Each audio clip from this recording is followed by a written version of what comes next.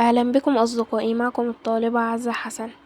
سأشرح لكم اليوم الدرس الأول في مادة الدراسات الاجتماعية بالصف الأول الإعدادي. هيا بنا نبدأ الدرس بعنوان الموقع الجغرافي. زي لما نروح مكان ونسأل حد مثلا، الحد ده هيبدأ يدلنا عن الطريق، هيقول لنا الطريق أو المكان ده جنب مسجد كذا، سوبر ماركت كذا، وهكذا. تعالوا نفهم من كده تعريف الموقع الجغرافي.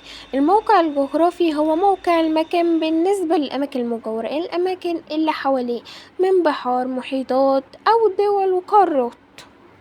تعتبر مصر واحدة من أهم دول العالم بفضل موقعها الجغرافي المتميز. نعرف بكده ان الموقع الجغرافي اللي هنتكلم عليه النهاردة موقع الجغرافي الخاص بدولتنا الحبيبة أم الدنيا مصر. مرة نعرف القارات والدول اللي حوالينا، وكمان هنعرف القارات والدول اللي حوالين مصر.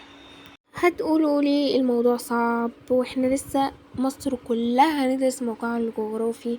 هقولكوا احنا ممكن نقسم موقعها ل3 أجزاء علشان نعرف ندرسه. ايه هما ال3 حاجات دول؟ 1. موقع مصر بالنسبة للعالم.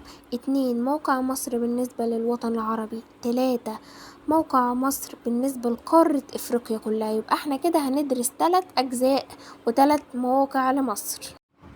اول حاجة هنتكلم عنها موقع مصر بالنسبة للعالم. دي خريطة العالم، تعالوا نشوف مصر فين وبقية القرى. مصر هنا بتقع في قارة أفريقيا، دي قارة أفريقيا، ودي قارة أوروبا اللي فوقيها، واللي جنب قارة أوروبا هي قارة آسيا، واللي جنب قارة أوروبا من ناحية اليسار أمريكا الشمالية، واللي تحتها أمريكا الجنوبية، وأستراليا في الشمال الشرقي. ملاحظين إن مصر تقع في وسط القارات، يبقى تقع مصر في قلب قارات العالم. تاني حاجة هنتكلم عنها هو موقع مصر بالنسبة للوطن العربي. دي بقى خريطة الوطن العربي. طب فين مصر؟ مصر هي ديت، اوكي. ونلاحظ برضك ان مصر برضك في خريطة الوطن العربي في قلب الخريطة او في نص الخريطة، يبقى تحتل مصر قلب الوطن العربي. ايه ده؟ برضك هي كانت بتحتل قلب العالم وتحتل قلب الوطن العربي ايضا. طب ايه الدول اللي بتحاوط مصر؟ في الشمال مش موجود دولة، في الشمال موجود البحر المتوسط. عندنا في جنوب مصر السودان، عندنا في الشرق البحر الأحمر ودولة فلسطين، وفي غرب مصر عندنا ليبيا. عندنا تالت حاجة موقع مصر بالنسبة لأفريقيا.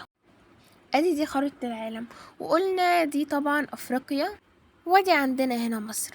مصر تقع فين؟ في أفريقيا. عندنا هنا ده شمال أفريقيا، اوكي، وعندنا ده شرق أفريقيا. مصر بتقع فين؟ مصر بتقع ما بين الاتنين، ما بين شمال وما بين شرق أفريقيا، يعني شمال شرق أفريقيا. تقع مصر في شمال شرق أفريقيا.